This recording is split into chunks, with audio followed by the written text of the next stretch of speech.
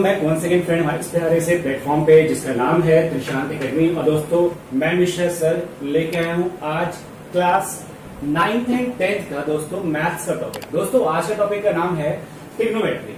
हालांकि मैंने इस पर ऑलरेडी वीडियो अपलोड कर दिए हैं जिसमें मैंने आपको बेसिक बता दिया है, फिर भी आज मैं दोबारा लेके आया हूँ क्योंकि ये चैप्टर बहुत ही बेसिक है, बहुत ही कॉन्सेप्चुअल है। तो मैंने सोचा क्यों ना आपको एक रिवीजन करा दूं और बताऊं आपको कि कैसे इस ट्रिग्नोमेट्री में वेरियस आइडेंटिटीज को आसानी से हम लर्न कर सकते हैं विद स्मॉल कॉन्सेप्ट्स।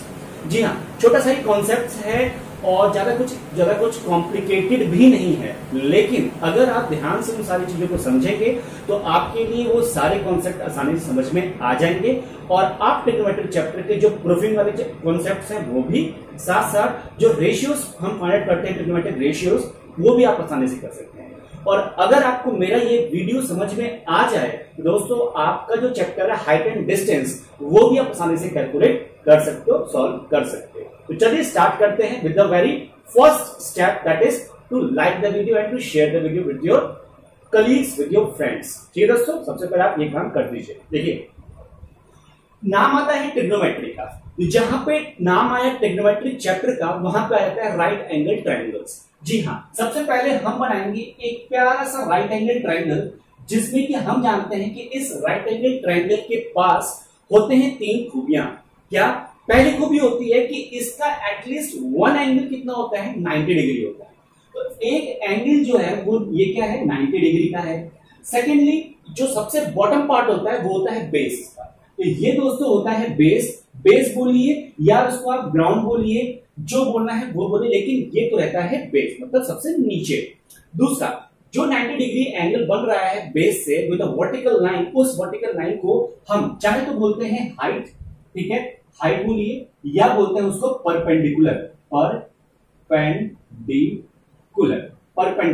चाहे तो हाइट बोलिए, चाहे तो बोलते हैं परपेंडिकुलर। अब ये जो लाइन आई है ना, इस लाइन को आप बोलिए हाइपोटेनस। इसको आप ऑलरेडी जानते हैं, इसको आप बोलते हैं हाइपोटेनस। तो फटाफट आपके दिमाग में ये राइट एंगल ट्रायंगल ये सब देखते ही आपके दिमाग में एक कॉन्सेप्ट पक्का आ गया होगा कि हाँ, अब तो सर कहां पे आएंगे, पाइथागोरस थ्योरम पे आएंगे। जी हाँ, पाइथागोरस थ्योरम, पाइथागोरस जो हमारे मैथमेटिशियन थे उन्होंने बहुत तगड़ा एक कॉन्सेप्ट बताया था। उन्होंने ये बताया कि अगर मेरा राइट एंगल ट्रायंगल है और इस राइट एंगल ट्रायंगल में हमारे पास तीन साइड्स हैं, जैसे कि अगर मैं इसका नाम दूं ए, इसका नाम दूं बी और इसका नाम दूं सी, तो इन तीन साइड से बनने वाले सुंदर सा एक रिलेशनशिप क्रिएट होता है। वो क्या होता है, वो ये है कि अगर मैं पाइथागोरस थ्योरम के हेल्प से आपको एक रिलेशनशिप बताऊं दोस्तों, वो ये है कि ये जो आपका हाइपोटेन्यूस है ना, हाइपोटेन्यूस का मैं करता हूं स्क्वायर, वो आता है बराबर इस हाइट का स्क्वायर, ठीक है, प्लस इस बेस का स्क्वायर। ये होता है हमारा पाइथागोरस थ्योरम। और दोस्तों ये जानकर आपको बहुत ही आसानी होगी कि आपके इस पाइथागोरस थ्योरम की हेल्प से आप पूरे ट्रिग्नोमेट्री के जितनी भी आइडेंटिटीज हैं, चाहे वो कॉम्प्लीमेंट्री वाली आइडेंटिटी हो 90 माइनस ए वाली, चाहे वो आइडेंटिटी हो आपकी बेसिक वाली, जैसे कि sine square theta plus cos square theta equal to 1 plus sec square theta equal to tan square theta, ये जितनी भी आइडेंटिटीज हैं, ये सारे आइडेंटिटी इस पाइथागोरस थ्योरम की वजह से ही आपको सॉल्व हो जाएंगी, प्लस लर्न हो जाएंगे। तो क्यों ना हम इसी को आगे बढ़ा दें, है ना। तो यहां तक जब अगर आपको समझ में आ गया हो तो मैं थोड़ा सा और बेसिक आपको ट्रिग्नोमेट्री कॉन्सेप्ट बताता हूं। देखिए दोस्तों, जब आपको ये चीज समझ में आ गया हो कि हाँ, राइट एंगल ट्रायंगल में तीनों साइड का जो रिलेशनशिप है वो कुछ इस प्रकार है कि हमारा जो हाइपोटेन्यूस होता है वो होता है हाइट का स्क्वायर प्लस आपका बेस का स्क्वायर। अगर मैं राइट एंगल ट्रायंगल ऐसे बनाता हूं तो ये होता है ए, ये होता है बी और ये होता है सी, ठीक है। अब ध्यान से आप चीजों को ऑब्जर्व कीजिए कि अगर मैं ये बी को 90 डिग्री लेता हूं, आपने बहुत ही बेसिक मतलब क्लास 6 में, क्लास 7 में आपने एक चीज मैथ्स में पढ़ी हुई ट्रायंगल चैप्टर में कि अगर मैं कोई सा भी एंगल ले रहा हूं, for example angle number A ले रहा हूं, मैं पूछ रहा हूं आपसे कि फ्रेंड्स मुझे ये बताइए कि एंगल ए के अपोजिट में कौन सी वर्टेक्स है। तो आप क्या करते थे, एंगल के अपोजिट में, that means BC is a opposite vertex in front of the ए।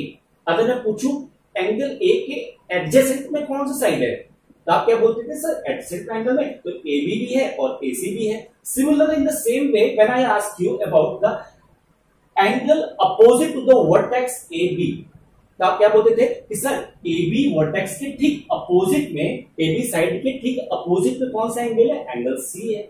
तो इस तरीके से आपने क्लास 6 और क्लास 7th 8th में ये सीख लिया था कि हाँ किसी पर्टिकुलर एंगल के अपोजिट में कौन सी साइड होती है, या किसी पर्टिकुलर वर्टेक्स के अपोजिट में कौन सी साइड होती है, कौन सा एंगल होता है। ये सारे रिलेशनशिप आपने देखी बेटा। अगर ये छोटी छोटी चीजों को आप अगर अपना कॉन्सेप्ट स्ट्रॉन्ग कर लोगे तो इस ट्रिग्नोमेट्री में कभी आप ये कंफ्यूज नहीं होगे कि किस रेशियो में कौन सी अपोजिट होता है या कौन सा आपका एडजेसेंट होता है। लेकिन फिर भी मैं आपको बारी बारी सारे कॉन्सेप्ट बताता हूं। अब ध्यान से अब हम मूव करते हैं ट्रिग्नोमेट्रिक रेशियोज में। देखिए नाम आता है trigonometry, trigonometry ratio. What is trigonometry ratio दोस्तों, ये क्या है? देखिए आप अगर ये बोलेंगे कि डायरेक्ट ये sine theta cos theta tan theta ये सारे के ये रेशियो बोलते हैं इसको, हाँ वो रेशियो है, बट आया कहां से दोस्तों? वो आया आपके इस प्यारे से राइट एंगल ट्रायंगल से। जी हाँ, जब हम किसी दो साइड के एटलीस्ट टू साइड, एक साइड नहीं ना तीन साइड, एटलीस्ट टू साइड और ऑलमोस्ट टू साइड, किसी दो साइड को जब हम रेशियो लेते हैं, जब हम किसी दो साइड का रेशियो लेते हैं तो एक रेशियो आता है और उसको हम डिनोट करते हैं एक एंगल से, है ना। तो उस पर्टिकुलर एंगल को हम एक नाम देते हैं, उसको बोलते हैं ट्रिग्नोमेट्रिक रेशियोज। अब हमारे ट्रिग्नोमेट्रिक चैप्टर में आपके पास टोटल कितने रेशियोज होते हैं? 6। कौन कौन से वो देखते हैं। मैं आपको पहले बताऊंगा साइन थीटा, साइन, फिर बताऊंगा कॉस, फिर बताऊंगा टैन। इसके आगे मैं नहीं बताऊंगा। क्यों? क्योंकि इसके आगे आप बताएंगे। क्यों? क्योंकि जो इसके आगे है ना वो इसका रेसिप्रोकल है। जैसे कि देखिए साइन का रेसिप्रोकल क्या होता है? वो होता है कोसेक, ठीक है। कॉस का रेसिप्रोकल क्या होता है? वो होता है आपका सेक। और टैन का रेसिप्रोकल क्या होता है? वो होता है कॉट। देखा आप ही लोगों ने बताया ना ये चीज। तो दोस्तों यही होता है, जब आप साथ साथ पढ़ते हैं ना तो आप साथ साथ बताते भी जाते हैं, ठीक है। अब देखिए अगर मैं यहां पे अज्यूम करता हूं, अगर मैं इसको हटा दूं आपकी सिंपलिसिटी के लिए, तो आपको सामने सामने ये दिखाई देगा, ये थीटा। इसको थोड़ा बड़ा बना देता हूं आपको और क्लियरली व्यू दिखा। देखिए ध्यान से देखिएगा, अगर मैं इसको थोड़ा सा और बड़ा बना दूं सेम चीज रहेगा, आपकी थोड़ा विजिबिलिटी ठीक रहेगी, ठीक है। ये सी बन गया, ये बन गया थीटा, ये बन गया बी और ये बन गया ए, ठीक है। ये बेस है, मैं बी लिख रहा हूं, ठीक है। B for base, p for perpendicular और एच वाई फॉर हाइपोटेन्यूज। यहां तक चीजें समझ में आ रही है, ठीक है। ये एच को हटा के अगर कंफ्यूज हो तो यहां पर परपेंडिकुलर लिख दो, हाइट और परपेंडिकुलर बराबर था, मैंने आपको बताया। देखिए अगर ये थीटा है, कोई सा भी एंगल है, अब मैं आपसे पूछ रहा हूं कि इस एंगल का अपोजिट में कौन सी वर्टेक्स, तो आप बोलोगे सर ए बी, ठीक है। तो साइन थीटा क्या होगा दोस्तों? अपोजिट मतलब परपेंडिकुलर अपॉन हाइपोटेन्यूज। बस आपको ये दो टर्म याद करनी है, सारी टर्म अपने आप ही आएंगे। देखिए कैसे आती है। साइन थीटा क्या होता है? Opposite upon hypotenuse. और कॉस थीटा, ये वाला कॉस थीटा, कॉस थीटा क्या होता है? आपका base upon hypotenuse, that is base b upon hypotenuse. अब देखिए कहानी आपके सामने आराम से एक पिक्चर सामने क्रिएट होगी। देखिए कैसे मैं बोल रहा हूं, आपको सिर्फ दो ही याद करने हैं, ठीक है। एक याद करना है साइन थीटा, एक याद करना है कॉस थीटा, बस। अब देखिए टैन थीटा कैसे आता है। टैन थीटा क्या होता है दोस्तों? टैन थीटा मैं बोल रहा हूं आपके सामने कि वो होता है साइन थीटा और कॉस थीटा का डिवीजन, मतलब रेशियो। अब देखिए कैसे, साइन थीटा क्या है? P upon hypotenuse. Cos theta क्या है? Divide, that is base upon hypotenuse.